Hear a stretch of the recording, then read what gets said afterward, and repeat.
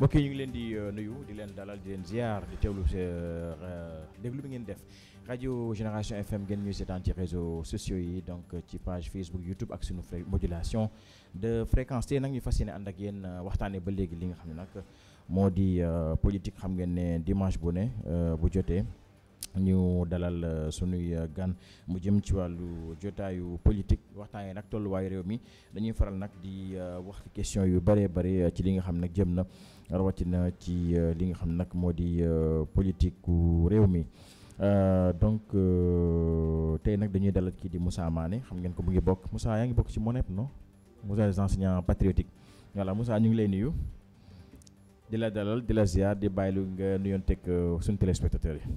Merci beaucoup Lamine ñu ngi leen di nuyu leen sant bu baax a baax di profiter ci temps d'antenne bi également di nuyaale l'ensemble des auditeurs de la Génération FM. Au-delà de cela également ñuy nuyaale également suñu responsable politique yi à savoir le coordonnateur départemental Djibril Sonko, le président du conseil départemental Georges Massali, ñoom recteur Alassane Diédhiou, ñoom Mandian et le président du MONEP, le coordonnateur de MONEP également Daouda, sans exception maa ngi koy nuyu di profiter également si temps d'antenne bi di nuyu sama coordonnateur communal bi mooy Siaka Badio ak le frère Malou également mooy coordonnateur MONEP bu Niaguis di leen nuyu di nuyaale également l'ensemble des militants de la commune de Niaguis.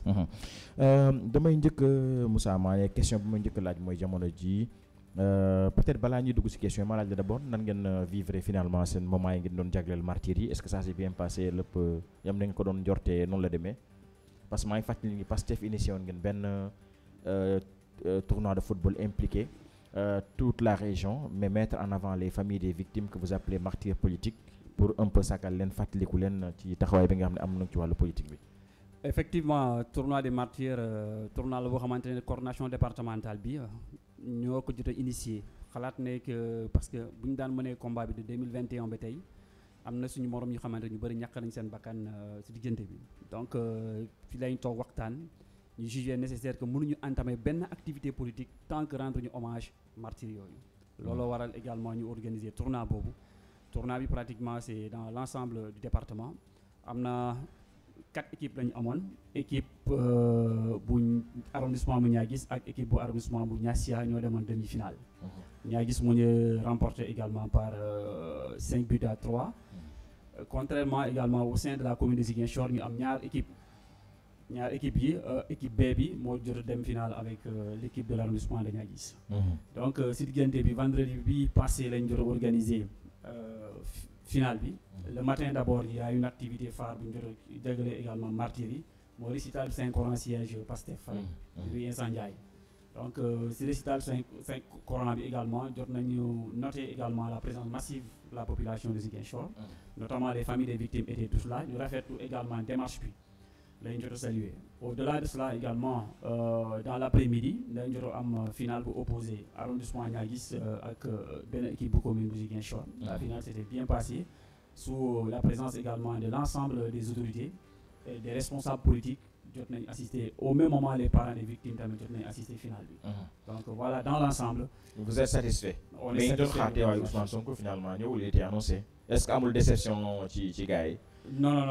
Le président peut-être c'est dû à son agenda que le Premier ministre n'a pas pu effectuer le déplacement. Parce que le même jour également, il a pu animer également un point de presse allant dans le sens également de l'état des lieux de l'ancien régime. Donc c'est dans ce cas de figure moo tax le Premier ministre jotul ñëw pour assister également kii bi. ci loolu la ñuy dugg sax bu ñu paree ci li nga apporte nii Moussa nañu wax ci communication bi nga xam ne Premier ministre def na ko ne tolluwaayu réew mi ne xaw ma am na ñaari téeméeri junni milliards yoo xam ne gars yi utiliser nañ ko te amul trace ci trésor public. D'abord sur le plan de la forme d'abord est-ce que le Premier ministre moo war a jël kàddu di wax ak Sénégalais est-ce qu'il y a pas des structures appropriées pour parler de la gestion Cour des comptes mu ngi fii nee nañ sa xaarul ba Cour des comptes pare liggéeyam mu jël micro bi di tuumal ay nit te loolu amu ko ci ay firnde yu leer lan moo doon sélection en tant que. Bon Lamine d'abord ma rectifier la tuuti président jotul tuumal kenn. lu jot a am ci rapport audit yi la jot a présenté au Sénégalais et lii tamit présentation globale la jot a def le Premier ministre loolu la jot a def sous également l'autorisation également du président de la République à savoir son excellence Bassirou Diomaye Faye donc Premier ministre avec le ministre de l'économie et des finances, suivi également du ministre de la justice, nous avons animé ensemble un point de presse conjointe où le Premier ministre, certes, m'a distribué parole également au ministre concerné pour nous dire un peu la situation réelle de l'économie du Sénégal sous le règne de Macky Sall de 2012 à 2024. Ce fut également un scandale. Et je dois expliquer que les ministres concernés et les DG vont revenir également sur le niveau de responsabilité de scandale à travers également la gestion des deniers publics au Sénégal. Donc, point de presse bobo, vraiment nous avons salué parce qu'en contrepartie, nous, le Premier ministre et le Président de la République, askan Sénégal, nous le fait. Donc, nous devons rendre compte fidèlement au peuple sénégalais. Malheureusement, l'ancien régime a menti froidement au peuple sénégalais de 2012 de son départ en 2024. Et ce qui est extrêmement grave pour une autorité qui nous a maintenu, de un milliard au nom du Sénégal. Milliards, nous avons une gestion de trésor public là, a déclaré ces milliards-là avant de faire quoi que ce soit dans le cadre de l'utilisation de ces milliards. Nous avons un milliard. Aujourd'hui, où nous parlons, bonne usine de 2012 pour permettre à la jeunesse de travailler. Amoul, bonne réalisation concrète, les Sénégalais se sentent à l'intérieur. Amoul, ni voter un budget soi-disant également des trucs très top secrets. Plus de 2500 milliards ont été utilisés dans le truc classé top secret. Mais secret défense, dans un état sérieux, je dis encore, la transparence elle doit être de rigueur. Et le Premier ministre Loum Def, nous avons le Sénégal, même si nous avons rendre compte également à la justice sénégalaise au nom du peuple. Parce que la justice elle est rendue au nom du peuple. Moussa, c'est là où se trouve le problème de l'alternance. Nous avons utilisé Khalis parce que nous avons Khalis utilisé amul trace au niveau du trésor. Est-ce que mën na nekk parce que opposition baa ngi naan loolu du mbir moo xam ne war a mën a nekk la xaalis dugg ci réew mi parce que en ce moment est-ce que nekkul li mettre en mal au Sénégal avec les institutions de Bretton Woods nga xam ne ñoom ñoo abale xaalis bi c'est ça la difficulté. Non, je pense pas parce que le Premier ministre dans sa communication a été très clair que la question d'abord a été débattue en Conseil des ministres et le président de la République avec l'ensemble des techniciens des différentes structures de l'État ont jugé nécessaire également de faire ce point de presse et de rendre compte au peuple sénégalais de manière fidèle. Même les bailleurs de fonds doivent savoir également que voilà un peu l'état réel de l'économie sénégalaise. Parce que tant que nous devons développer également une bonne politique de développement. Et nous, PASTEF, qu'est-ce que nous savons que PASTEF, degré que nous avons campagne, si nous degré que nous avons mené une activité. Parce que quand nous votons, mais quand nous votons également, nous avons sa carte. Le PASTEF a toujours fonctionné comme ça. Depuis que nous avons eu donc je ne vois rien au monde pour maintenir. Moi, je pousse également les nouvelles autorités également à mentir au peuple. Jamais. Cela ne se passera jamais comme ça. On a rendu fidèlement au peuple sénégalais. Il revient au peuple sénégalais de prendre ses responsabilités et que la justice puisse rendre également le droit. Qu'est-ce qu'on va maintenir? Soit dès lors, voilà une sanction là. C'est le timing qui dérange. Parce que peut-être c'était pas le moment approprié. On a senti dans la société civile, mais il y a fait des redditions des comptes gagnés encore par l'élection égale. Nous avons eu des redditions, des adversaires éliminés parce que ils ont vécu ça. Ousmane Sonko a vécu ça dans l'opposition. Est-ce que c'est des gens qui vont certainement plonger dans les législatives? Est-ce que nous avons eu l'élection aussi? Lamine, vous savez, au Sénégal, parfois il y a trop de farceurs, je dis bien. Hein? Mono sac à l'Euromi. Mais par exemple, basé également sur la base de ce vol pour une unité parlementaire qui peut être devant les juridictions nationales. Ce n'est pas possible. Qu'est-ce qu'on va maintenir normalement avant de poser cette candidature pour ton député? Est-ce que vous normalement pour cette normalement cette candidature, quel va accepter ça? Voilà quoi. Donc, ils ont géré durant tout ce temps-là avec une arrogance et un mépris total vis-à-vis du peuple sénégalais. Mais 54% des Sénégalais tournaient dans le dos aux élections présidentielles passées. On a juste fait 5 à 6 mois de pouvoir. Hein? Donc, les corps de contrôle ont terminé également leur travail, raison pour laquelle le Premier ministre a organisé ce point de presse pour rendre compte aux Sénégalais. Et dans les jours à venir, je pense que l'affaire de les rate. Parce que les différents, comme le Premier ministre nous l'a dit, les différents DG, les différents ministres vont sortir également pour faire l'exposé réel de la situation de ces structures qui dirigent aujourd'hui. mais loolu baax na mais est-ce que finalement c'est vrai que peut-être boo ñëwee tamit da nga def état des lieux de reddition des comptes dem mais gisoo ni tey gars yi li leen gën a soxla instant yi mu ngeen wuti solution justement peut-être mu ngeen def reddition des comptes mais gis nañ ne par exemple aujourd'hui métti na ci ak population bi nu mu tudd les denrées de première nécessité ont grimpé mu ngi métti ci gars yi nañu effectivement y en a qui disent que c'est vrai c'est bien de faire la reddition des comptes mais il y a aussi une priorité qu'il ne faut pas oublier mooy soulager population yi. Mais Lamine, soulagement population bi moom je pense que il y a de cela 2 à 3 mois le gouvernement a fait un effort significatif. mais affaire parce que il faut non delloo de foofu. ba léegi ceeb 20 000 yi ñu ceeb bu ñu daan jaay 21 000 jaayatuñu ko 21 000 ñu la ko jaay 19 000 au marché ce qui veut dire que il y a une baisse. Le prix est respecté boo xoolee la tonne de ciment également baisse boobu respecté nañ ko mburu bi ba tey si suba si man jënd naa mburu mais 175 daa ko jëndee auparavant bien avant l'arrivée également de ce régime en place 200 francs lañ daan jënd mburu bi miche bi donc produit yooyu quand même je pense que les Sénégalais également doivent aider le peuple les autorités au contrôle parce que prix yi fixé nañu prix yi benn commerçant amul droit jaay au-delà également des prix homologués par l'autorité administrative. Comment vous comptez vous y prendre parce que Soumane a été clair menace ceux qui ont pris les deniers publics vont rendre compte. Il a jusqu'à dire que l'ancien régime, l'ancien président a menti aux Sénégalais, ce sont ces termes. Demb ni li nga xam ne moo di l'ancien président va rendre compte mais également d'anciens dignitaires ko ay ñoom Amadou Ba si na leen ñoom Abdoulaye Daouda Diallo ak ñoom Moustapha Ba loolu comment vous comptez vous prendre est-ce que ça va être des poursuites qui vont être orchestrées contre nan lay demee est-ce que am ngeen fil bi dem ba jeex topp ñooñu. Donc je pense que dans la communication le ministre de la Justice a été très clair soit disant que il y aura réduction des comptes c'est pas une chasse aux sorciers.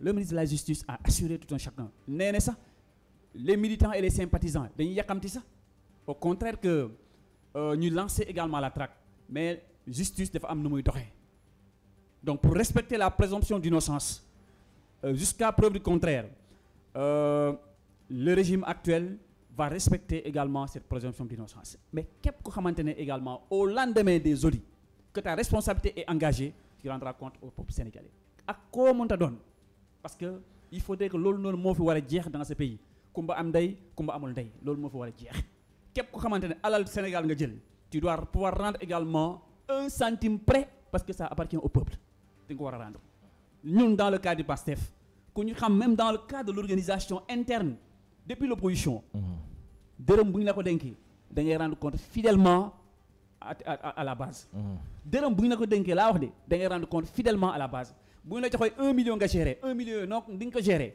bu dee yow Lamine jox naa la 100 000 dinaa bind ne que Lamine jox naa la 100 000 diw bu ma ko joxee 50 000 dinaa bind jox naa ko 50 000 avec tous les noms balancer ko dans un groupe WhatsApp ku nekk di ko xool. Un exercice de transparence. Exercice de transparence le président Ousmane Sonko loolu la jot a jàngal c'est les patriotes loolu lañ jot a jàngal jubal jubante lañ jàngal donc ce qui veut dire que en un moment bien déterminé soxla ñu jël ñaar dërëm bu xamante ne parti bi moo ko moom wala askan Sénégal moo ko moom. Il a été très clair le DG Cheikh Dieng anamu il a été limogé à 2 mois d'exercice quand on s'est rendu compte que il y a eu une malversation de sa part. Le Premier ministre et le Président de la République ont pris toutes les responsabilités ñu limogé ko remercier également du gouvernement boobu justement vous n'êtes pas allé jusqu'au bout parce que limogé seen DG bàyyi fi ministre bi te ministre bi DG bi tàkkal na ministre bi ngeen limogé DG bàyyi ministre bi xam nga ne def ngeen kumba amul ndey non Lamine dans la communication également du DG parce que on comprend il a voulu juste salir le ministre et le ministre de la Justice a rassuré les Sénégalais qu'une enquête minutieuse est en train d'être menée sur cette question-là et au moment venu les Sénégalais seront édifiés clairement sur la situation. Voilà quoi. Donc à ce niveau, je pense que les Sénégalais doivent pouvoir se rassurer que ils ont confié ce peuple, ce pays à des hommes dignes et intègres qui n'accepteront pas ces histoires de détournement de deniers publics. Pour la toute petite exemple, moi la mën a wax, la mën a jox, gis nga mémorial bi ñu fa organiser. C'est les patriotes qui ont cotisé pour organiser ce mémorial-là. Aucun franc, aucun sou n'est venu du gouvernement. Ah oui? Voilà. Ñun ñoo jot a cotiser suñu biir parce que le patriotisme c'est quoi? C'est le don de soi. Loolu Ousmane loolu lañu jàngal. C'est le don de soi. Ñoo jot a cotiser également solliciter également certaines autorités ñu xamante ni dañu leen nommer qui ont pu contribuer également de leur propre argent pour financer également ce mémorial. Aucun franc n'est venu du gouvernement. parce que bu ñu nee gouvernement c'est l'ensemble du peuple sénégalais ñoo bokk loolu donc benn parti politique war ko mën a jël di ko saax-saaxee c'est voilà un peu la différence entre ñun ak les gens de l'ancien régime. kon instant yi dañuy bàyyi ministre de l'assainissement et de l'eau sur place ba affaire yi leer alors que moom mënoon ngeen tekki dong temps xam ne ko pour leer yow tamit na nga xaar. ni DG bi di xaaree. Lamine xam nga le ministre Cheikh Tidiane Dièye moo jot a rendre compte au premier ministre des malversations notées au sein de la LONASE par le DG Cheikh Dieng. C'est partant de là que le premier ministre a rendu compte au président de la République ñu jël ay mesures conservatoires limogé ko ne serait-ce que moom il était impliqué dans cette affaire-là.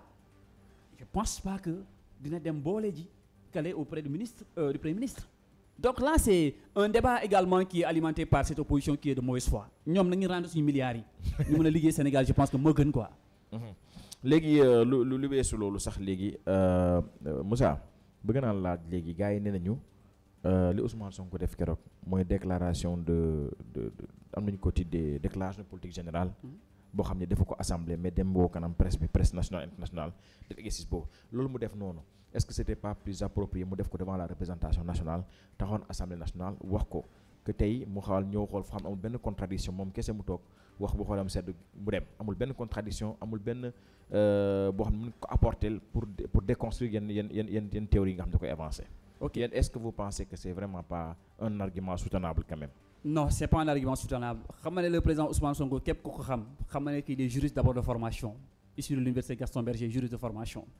Donc le président Ousmane Sonko a longtemps fustigé les vices de forme dans une administration. Même dans ses différentes convocations quand il était dans l'opposition. Quand il y a vice de forme, il préfère rester chez lui et ne pas se rendre devant la justice. Parce qu'il y a eu vice de forme.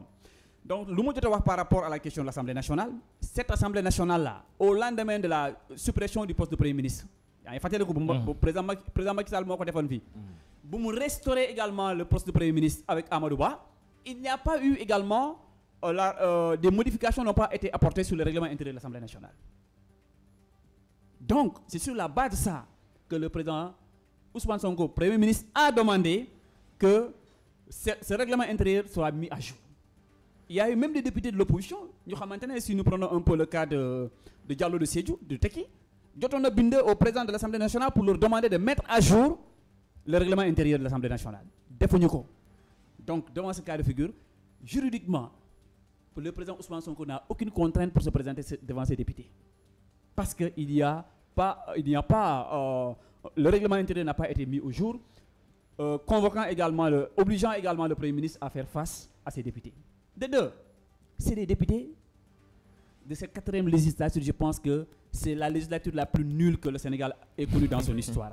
Je m'en vais, je développe. Parce que c'est des insulteurs. Koudjel Kouramaki, envoyé à l'Assemblée nationale. Non, je termine. Koudjel Kouramaki, envoyé à l'Assemblée nationale. Je pense que c'est insulter la conscience également des Sénégalais.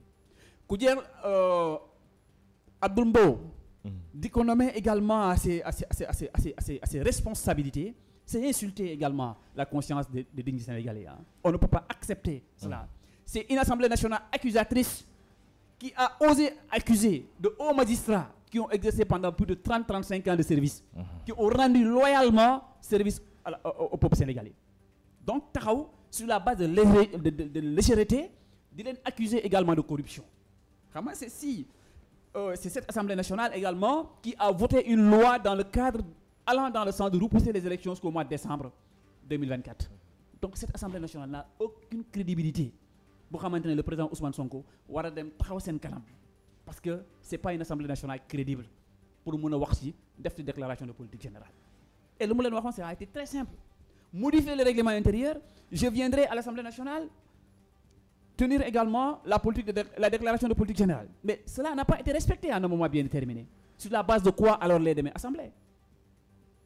Je pense que le président de la République, nous saluons le courage et la détermination du président de la République qui a pris ses responsabilités de dissoudre cette assemblée. Qui a quand même dupé les Sénégalais, hein, parce qu'ils ont un rendez-vous du Premier ministre le 13, le 12, il se réveille, il dissout l'Assemblée nationale. Est-ce que nous Sénégalais, Moussa? Vous savez, en matière de politique, quand on parle de génie politique au Sénégal, de 1960 à nos jours, il faut rendre hommage au président Ousmane Sonko et au président Diomaye en termes de génie politique. Parce que Abdoul Mbow, ce sous-homme, entre guillemets, jot na fi taxaw pour dire que le lendemain, il allait déposer une motion de censure pour faire tomber le gouvernement du Premier ministre Ousmane Sonko. Et de deux, également, là où ils sont de mauvaise foi, ces députés de la paire, quand il y a eu également la loi allant dans le sens de la dissolution de ces deux institutions inutiles et budgétivores qui coûtent extrêmement cher au Sénégal, ils ont eu cette attitude de refuser également de voter également la suppression également de ces postes-là. Ne serait-ce que, politiquement, 60% également de ses membres HCCT à Conseil économique et social sont nommés par le président de la République. Parce que le président Diomaye a voulu juste recaser également ses hommes. Qu'est-ce qu'il allait faire? Ils ont recasé, mais qu'est-ce qu'il a fait? C'est pas parce que recasement des hommes m'ont intéressé. Non, c'est la bonne marche de la nation sénégalaise, la rationalisation des dépenses pour pouvoir permettre aux Sénégalais lambda de se retrouver dans la gestion actuelle du pays. Mais vous comment dirais-je là, recaser sa OMI après nous def nakasudul nonou moko intéressant, il allait laisser également ses institutions budgétivores. Mais quand même, quand il va dans le sens de demander à cette Assemblée nationale de dissoudre également ces instances parce que ça coûte trop cher aux contribuables sénégalais. 15 milliards et quelques par an, je pense que 15 milliards dans le cadre de la construction des salles de classe, dans le cadre également de la réhabilitation de certaines structures sanitaires, war nañu mën a dugal également ces 15 milliards là sénégalais lambda bu ci nekk mu gis ci boppam moo gën di fay ay ponkal ñu xamante ne xëyuñu defuñu lenn voilà. donc fu mu nekk nii assemblée bi tas na actuellement amatul benn institution à part la présidence de la République boo xam ne peut-être mën nañ ne c'est fonctionnel à ce niveau là. Léegi nag yéen toute transition toute faite Moussa Pastef da ngeen dem ci coalition ba yegg fii tey ngeen xëyee benn bés fajar rek ne léegi moom yéen soxlatu leen coalition ku bëgg ànd ak yéen daal nañu dugg Pastef ku bëggul nga bàyyi. waaw. ba loolu du war Ousmane Moussa. Lamine, on a beaucoup appris, hein. Le Pastef. Non, le Pastef a beaucoup appris et elle a grandi aussi, le parti. Nous avons beaucoup appris et on a grandi. La coalition Wallou, aux élections législatives dernières, il y a 2 ans de cela, c'est le Pastef. Mais on a eu également le comportement de ces gens à l'hémicycle. Même moi, oui. On a eu le comportement de certains de ces députés à l'hémicycle. Après, ils se sont barricadés contre le PASTEF. Le PASTEF, cette fois-ci, a compris la coalition Diomaye. Nous demandons aux élections présidentielles. Ça ne veut pas dire que le PASTEF aux élections, qui ira aux élections du 17 novembre seul. Mais nous demandons à que tous les partis qui étaient dans la coalition Diomaye présent, mais sous également la bannière du PASTEF. Parce qu'on a grandi, on a compris qu'il peut y avoir des jeux d'intérêt. Sa liste, commencer de le trahir. Pour ne pas être victime de trahison, aujourd'hui, le PASTEF a tout bonnement décidé d'aller aux élections sous la liste également du PASTEF. Mais ça ne veut pas dire que simplement les seuls partis qui constituent également cette liste-là, ou PASTEF. Nos alliés sont tous membres également de cette liste, quoi. Donc on battra campagne à leur côté. Inch'Allah. La dictature de Moussa. Non, c'est-à-dire que c'est une dissolution préparée des partis politiques dans le PASTEF parce qu'il y a une bonne coalition, bonne tour bannière PASTEF. Qui pour je suis voici mon parti politique mais je vais avec le PASTEF. Donc c'est une dissolution intelligente. Il y a un génie politique qui est là. Les fous qui sont parti nga tass sa bop ci biir parti ku bëggul nga bayyi loolu le message bi signifie. Non, c'est-à-dire ba tax nañu bari légui nek nañ membre de PASTEF ils vont aller avec le PASTEF. C'est-à-dire sous le PASTEF. Ils peuvent garder le parti politique authentiquement. Institutionnellement ça n'existe pas. Non, institutionnellement non, ça existe. Xamane bo démé bé à un moment bien déterminé même bo donné député, gissoto aussi sa bop.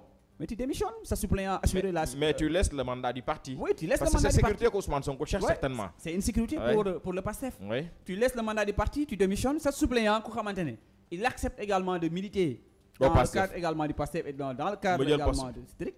Il assume également ses fonctions. Mais la dictature, là, Moussa? Non, c'est pas une dictature.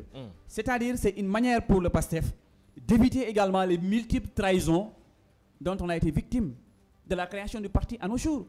On a fait beaucoup d'élus, même dans ce pays. Des élus, à présent conseil départemental, à présent ay maire ay député Ousmane Fall la leen fii ñëpp ñoom ñëpp mais après en contrepartie dañu am des comportements bu xamante ne qui n'honorent pas au contraire le Sénégal genre comportement bu yooyu lañ jot am donc mënuñu continuer toujours à travailler ensemble avec ces gens là système bu ñu doon instauré nii c'est bon meilleure formule ku bëgg nga ñëw parce que xam nañ ne que boo nangee bàyyi bàyyi sa parti en contrepartie mais boo nangee ñëw dugg sur liste Pastef ce qui veut dire que là c'est un allié sûr ça rassure que nous pouvons cheminer ensemble pendant les 5 ans maintenant au terme des 5 ans chacun est libre également nga am sa ambition politique. investir nan lay demee kon léegi coow li.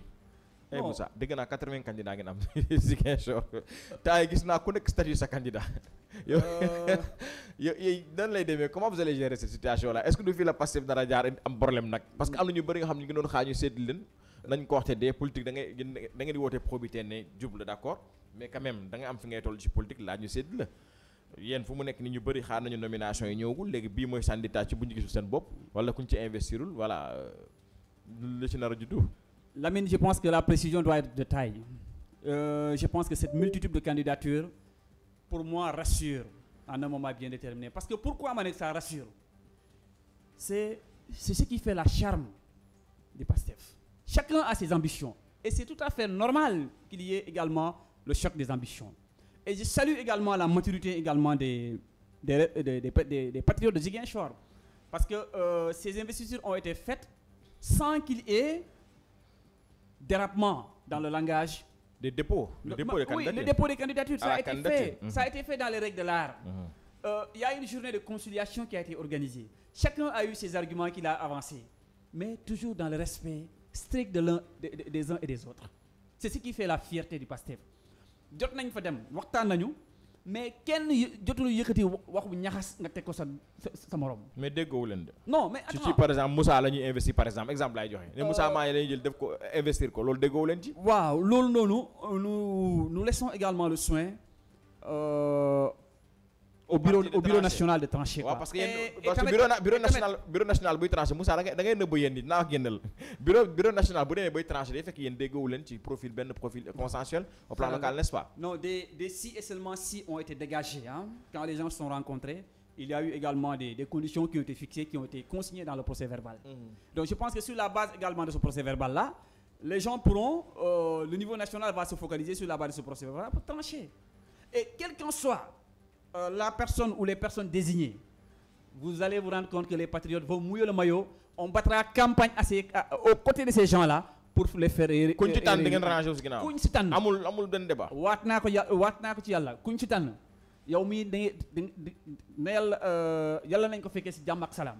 Tu verras que les patriotes vont mouiller le maillot pour battre campagne aux côtés de ces gens-là pour les yow kan nga jot leen koy tànn fii. Non, pour l'instant, je ne peux pas me prononcer sur ça. Mais comment monta donne, man Moussa, man mi wax ak yow, je battrai campagne à tes côtés. Je battrai campagne à tes côtés. Je me donnerai à fond autant pour moi, comme j'ai l'habitude de le faire auparavant. Parce que, comme c'est pas parce que ay poste moo ñu war a intéressé dans le PASTEF, mais lu ñu war a intéressé, c'est la réussite du projet. Et je pense que le 17 est un tournant décisif également pour enterrer définitivement le système. Le système, il est mort, mais son enterrement aura lieu le 17. Donc, du coup, nous pensons que, patriotes, ku nekk war nga mën a xalaat ne que le 17 la ñu war a suul ñii benn yoon le système politique là qui a prévalu au Sénégal de 1960 en 2024. Le système, il est mort. L'enterrement, c'est le 17. Et nous appelons solennellement le peuple sénégalais à sortir massivement et à donner une victoire écrasante à la liste du PASTEF. Mais yéen am ngeen confiance de Moussa. gisoo leen li xew ci opposition bi xanaa gaa ngi defaruwaat di boo xoolee tey exemple laa lay jox amoon na ay yoo xam ne ils sont plus avec vous boo jëlee par exemple le PUR avec Moustapha Sy dem nañu fekk beneen coalition c'est-à-dire qu'aujourd'hui l'ancien régime quoi qu'on dise am nañ fi assise politique boo xam ne mu ngi fi ba léegi c'est pas à négliger gis ngeen ni formation am na yeneen coalition yu formé wu yéen est-ce que da ngeen xeeb coalition yooyu ba jàpp ne instant yii 17 novembre yi da ngeen am assemblée nationale à majorité. boo jëlee coalition yooyu ñaata % la ñu amoon bu ñu demoon aux élections présidentielles aux dernières élections présidentielles. le tout réuni c'est 46%. yéen 54 ngeen am. j'arrive. waaw le tout réuni on était à 54%. ñun ñeneen ñi boo xoolee le PUR mu ne un allié je donne un peu l'exemple du PUR ñaata pourcentage lañ jot a am. boo jëlee taxaw Sénégal Khalifa Sall ñaata ay 0, et quelques pourcentage la ñu am ay frais d'envoi Wave Orange Money moo nekkoon également seen pourcentage yi donc à un moment du bien déterminé ñooñu jot ñu jaaxal et entre temps il y a eu beaucoup de choses qui sont passées dans ce pays. Beaucoup de Sénégalais ont compris que l'ancien régime a commis des crimes financiers dans ce pays. Donc les crimes financiers et les crimes de sang qui ont été commis dans ce pays, à partir du 17, si le PASTEF a la majorité absolue à l'Assemblée nationale, toutes ces questions seront tirées au clair. Pourquoi? Parce que les anciens magistrats, c'est la haute cour de justice, autant pour moi, les anciens ministres, c'est la haute cour de justice moo la war a mën a entendre. Donc cette haute cour de justice, raison de plus, le peuple sénégalais doit donner la majorité absolue au PASTEF pour ñu mën a instaurer la haute cour de justice au lendemain du 17 novembre, pour pouvoir faire entendre également ces anciens ministres-là, nous rendre compte par rapport à leur malversation financière. Au-delà, il y a cette loi d'amnistie banale où Macky Sall a amnistié ses propres criminels, parce que c'est ñoom ñoo fi nekkoon di rey di jàpp di torturer. Donc à un moment bien déterminé, cette loi d'amnistie bu xamante ne jot nañ ko voter pour amnistier seen bopp ñoom, le tout pourrait être remis en cause quand on aura la majorité absolue le 17 à l'Assemblée nationale. Et nous appelons le peuple sénégalais à sortir massivement et à donner carte blanche au président Diomaye à partir du 17 pour mu mën a doxal également la politique qu'il faut pour sortir le Sénégal de cette voie-là. gars yi nee na bu ñu la joxee assemblée bi tamit du baax de. non loolu c'est ngeen am doole présidence am doole assemblée démocratie bi tamit est-ce que di ngeen yéen commencé ngeen salfaañe démocratie gis naa ngeen commencé convoquer ay chroniqueurs de télévision yooyu noonu te yooyu ay pratiques la xam ne dañ ko ŋaññe tey ngeen ciy dellu. mais Lamine ma xamal la benn affaire xam nga ne man mii maay toog fii ci plateau bi du lu man neex laa war a wax tout ce que je dois dire c'est dans le cadre du respect strict des droits des uns et des autres. war ma fi mën a toog du wax lu xamante ne naka su dul noonu di tuumal ay nit wala lu leen sos. Donc c'est la même chose pour un journaliste. Un journaliste également, il y a un certain nombre de principes bu la liés au traitement de l'information. Donc dans le cadre du traitement de l'information li ngay traité lépp da nga ko war a teg ci yoon. Mais boo ko tegulee ci yoon en contrepartie wàcc nga yoon. Donc la justice elle est là. Ça veut pas dire que dañuy bàyyi benn corporation dans ce pays ñoom ñu def lu leen neex wax lu leen neex ba pare dara leen ci fekk. loolu mënul nekk dans une démocratie, même dans les plus grandes démocraties.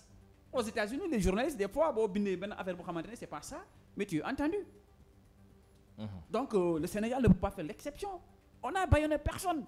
Est-ce que xam nga ne Lamine entre guillemets maa ngi si jégalu mais il y a des journalistes qui sont forts dans le cadre de la manipulation dans ce pays. Pas tous. Il y a des journalistes dignes et sincères qui font correctement le travail. C'est dans les deux sens, Moussa. C'est dans les deux sens. Oui, je n'en disconviens pas. xam nga dans chaque groupe boo gis rek am na ñu xamante ne ñu ci baax ak ñu ci bon.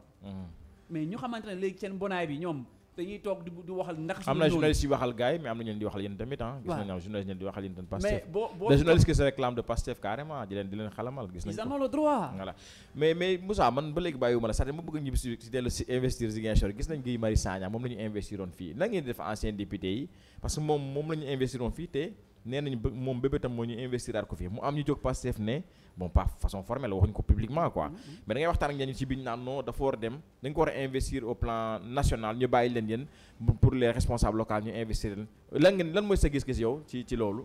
xam nga ne leen moom mën naa ko wax ne que Guy quand même il faut reconnaître force est de le reconnaître qu'il s'est beaucoup battu du côté également du président Ousmane Sonko parce que ñëpp gis nañu fii l'image symbolique de Guy Marius Sagna quand Sonko a été attaqué à la VDN lu mu fa jot a def taxawaay bu mu fa jot a am.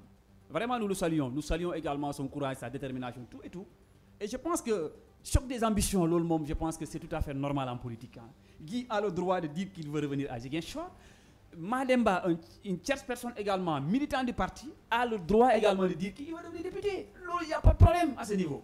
Mais Nénara, quel qu'en soit, qu'on y doit retenir pour la députation, les Sénégalais, les Ziguinchorois sortiront massivement pour battre campagne à ses côtés.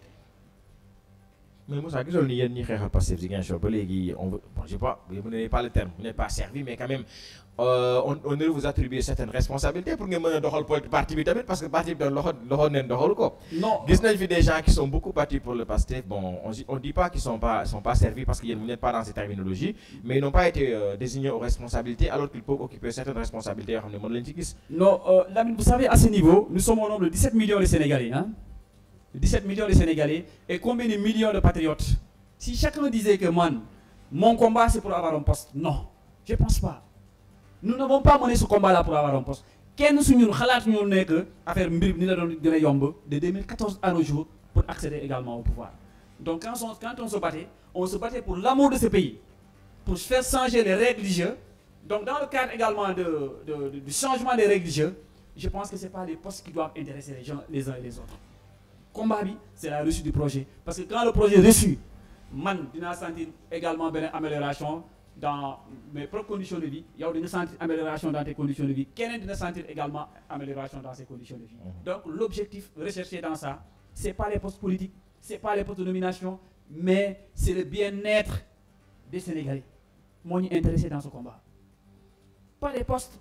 Parce que tout le monde ne peut pas être nommé, tout le monde ne peut pas être élu. Là, il faudrait que tu mettes... patriotes quand même, je pense que c'est ce qu'ils ont compris. Parce que les patriotes de Ziguinchor sont restés toujours engagés dans le parti. Oui, parce que Dara Moussa l'en divisé. Quel Moussa doit faire poste? Il y a des détails, moi, je divisé, mais quand même, engagement, vous êtes tous ensemble, quoi. On est tout le temps ensemble. Maintenant, pourvu que ça continue aussi. Hein? Non, ça va toujours continuer. Parce que ce que j'ai vu lors de l'organisation du mémorial, toutes les différentes couches étaient là. Non, parce que l'ennemi c'est le parti, la réussite du projet. Accompagner le président Diomaye et le Premier ministre Ousmane Sonko à réussir également à mettre en place quelque chose de solide où chaque Sénégalais doit pouvoir se ressentir dans l'amélioration de ses conditions de vie. C'est l'objectif final du parti. Maintenant, les postes là, ça ne nous intéresse pas. Nous menons un combat citoyen pour permettre aux Sénégalais de sortir également de cette pauvreté extrême. Parce que des années 60 à 2024, je vous dis qu'il y a une oligarchie qui a détruit ce pays. Donc l'engagement des patriotes se résume autour de ça. Deux postes politiques m'ont intéressé, deux postes de nomination m'ont intéressé, mais les gens se battent pour la réussite du projet. Mais je pense que nous continuerons toujours à nous battre pour la réussite de ce projet. Mais le projet, il est là, le 17 novembre, le 7 octobre, il est là. Non, c'est-à-dire c'est des personnes de mauvaise augure. Le président Ousmane Sonko, depuis qu'il était dans l'opposition, je pense que c'est le premier homme politique au Sénégal qui a eu le courage et l'autorité intellectuelle de présenter un programme au Sénégal. Il y a un livre de publié. C'est la première fois qu'il a révolutionné la manière de faire la politique au Sénégal. Et malgré qu'ils étaient en prison, le projet Bindunenko. C'est-à-dire gars yi ñoo toog nii rek à côté nii. Mais projet bi bu ngeen faloo ngeen ko waroon génne gars yi. Non, attends, il y a. da ngeen toog par soo commencé bind projet. Non, le projet il était déjà sur place. C'est-à-dire on attendait juste que les choses puissent arriver à terme pour publier le document au peuple sénégalais. Et le 7 octobre, Inch'Allah, tous les Sénégalais également savent exactement où est-ce qu'on veut amener le Sénégal. Parce que comment ça n'est que déjà, comme que la dette publique, on va présenter également le projet. Au peuple sénégalais, nous savons que la dette publique, pour redresser ce pays, l'économie de ce pays. Et je pense que ne soyons pas pressés. Mais vous avez les grands axes de ce projet-là. Non, attendons le 7 de soir. Projection de film, vous avez fait. Oui, non. L'Assemblée nationale, je ne peux pas être dans le secret des dieux. Je ne suis pas dans le secret des dieux pour dire également le contenu du projet. Nous attendons le 7. Peut-être au-delà du 7, je pourrais revenir pour vous donner beaucoup plus d'explications détaillées par rapport au projet.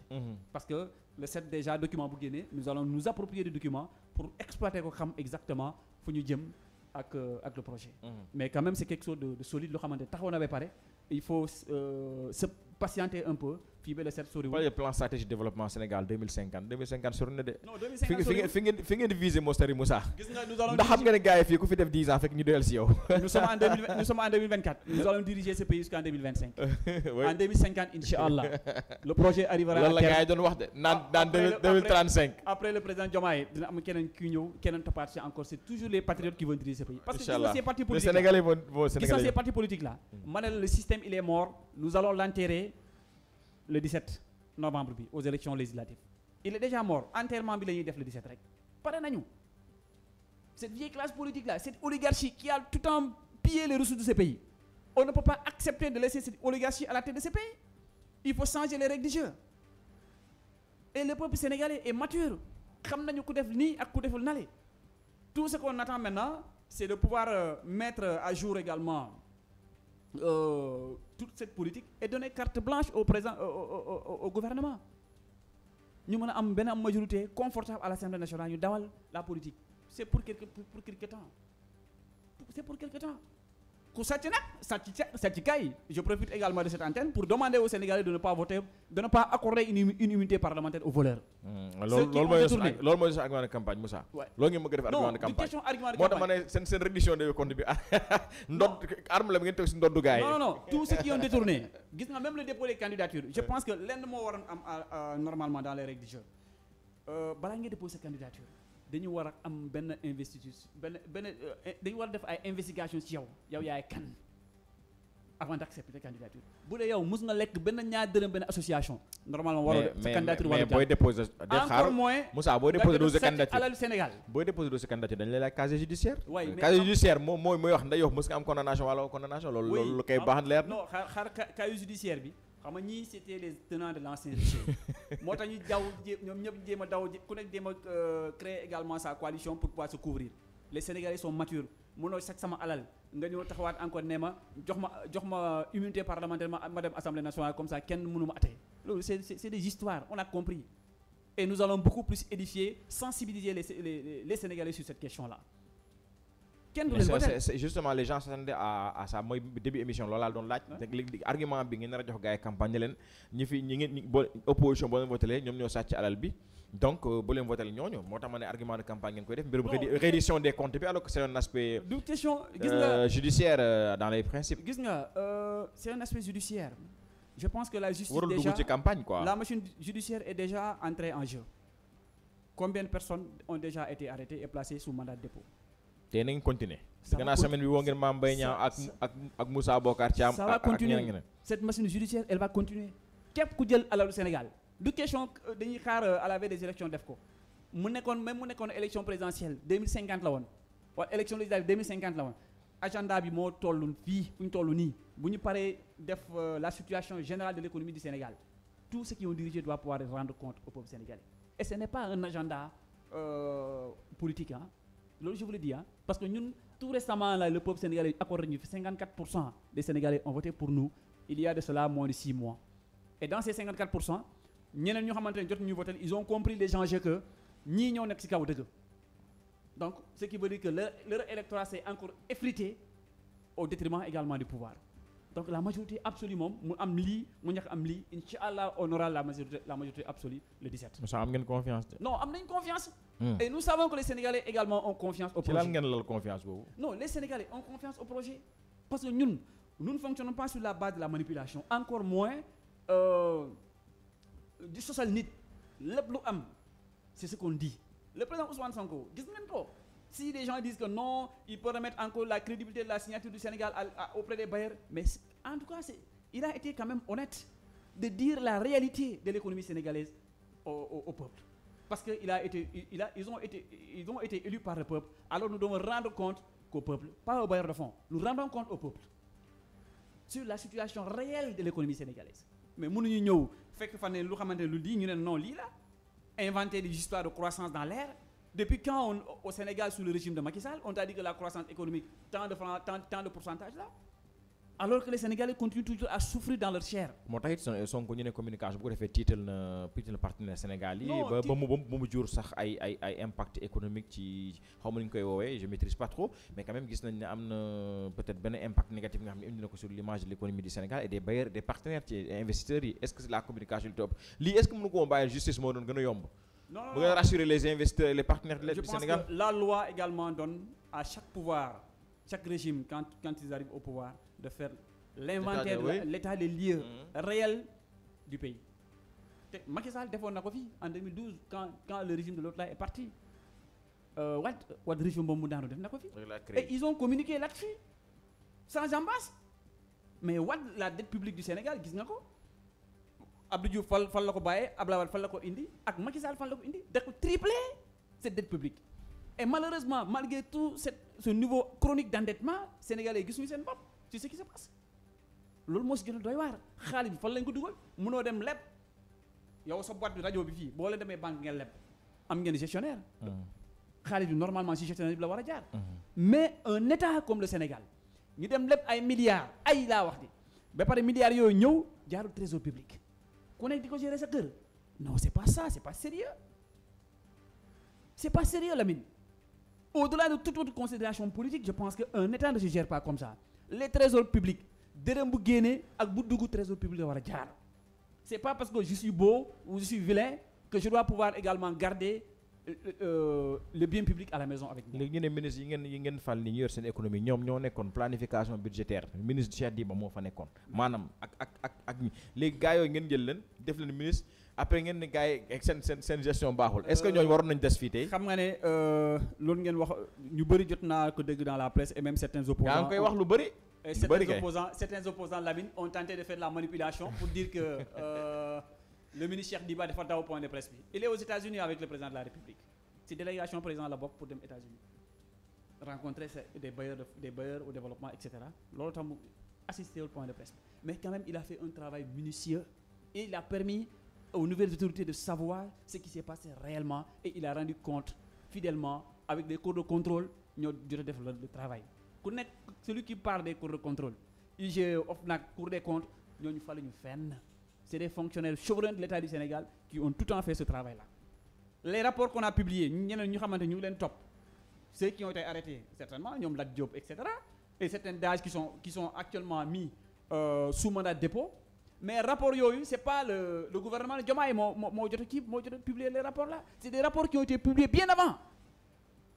Quand Diomaye est arrivé il a demandé à la Cour des comptes de publier ces rapports là rapport 2019 2017 2019 2020 ba 2021 ba 2022 rapport yi ñu jot a publier mais c'est la gestion de Macky Sall et ces agents de l'État que je salue au passage ñu nekk au niveau de ces corps de contrôle on fait un travail minutieux rapport ñun ñu ngi jël benn rapport teg suñu conc de moo tax Diomaye bu ñu ñëwee mën a gars yi publier les rapports et ces rapports ont été publiés ñun toog nañu même pas 2 mois on a demandé la publication de ces rapports c'est pour montrer au peuple sénégalais notre bonne volonté notre bonne foi que fii kenn topp fi kenn parce que bokkoo leen parti politique ñun au contraire nos responsables politiques lan la ñu jàngal c'est le respect la discipline de l'un des uns et des autres lan la ñu jàngal voilà quoi ak jub la ñu jàngal. D'accord léegi li ma la bëgg ñu wax parce que léegi suñu émission bi jeex Moussa benn aspect ma bëgg aborder mooy lii di gestion municipale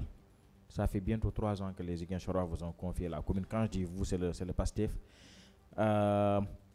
gis nañ fi société civile sa interpellé l'équipe municipale ni mbir yaa ngi tardé chantier ñu lancé benn nekku fi Ziguinchor daal dafa mel ni mairie bi doxul nga ci tontu. Donc par rapport à cette question je pense que ñëpp xamoon nañu ce qui s'est passé le président Ousmane Sonko au lendemain de sa nomination ay convocation sur convocation lañu ko doon teg c'est une manière pour lui une manière pour l'ancien régime ñu bàyyi ko vraiment mu dawal sa politique de développement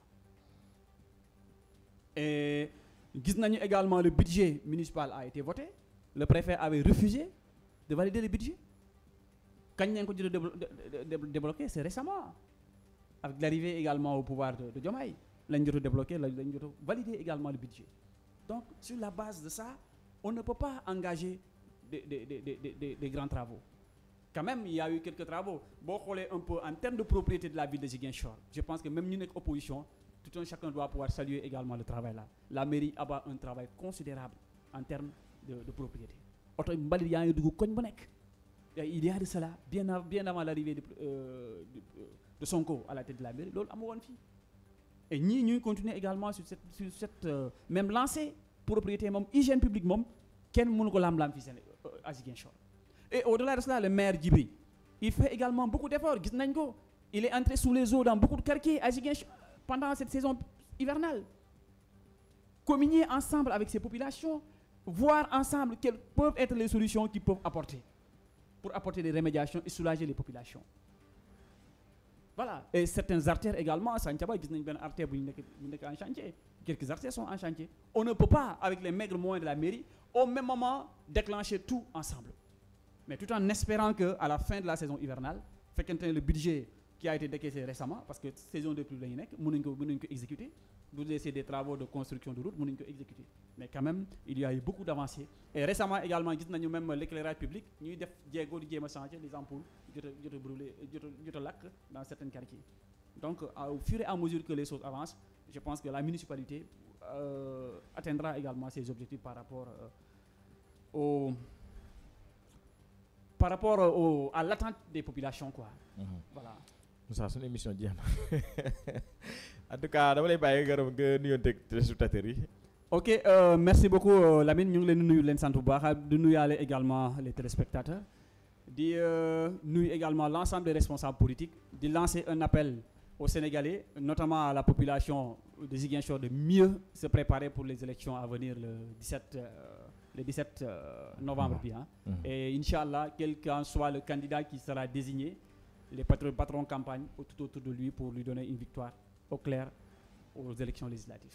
Voilà, merci, c'est vraiment ñu leen di gërëm bu baax a baax par rapport à l'invitation. Merci beaucoup donc Moussa Mané nga xam ne nag moom lañ jot dalal tey ci nga xam ne moo di seen émission contradictoire may fàttali incha allah dinañ ko diffuser suñu réseaux sociaux yi incha allah ak suñu modulation de fréquence jërë ngeen jëf ba beneen yoon incha allah.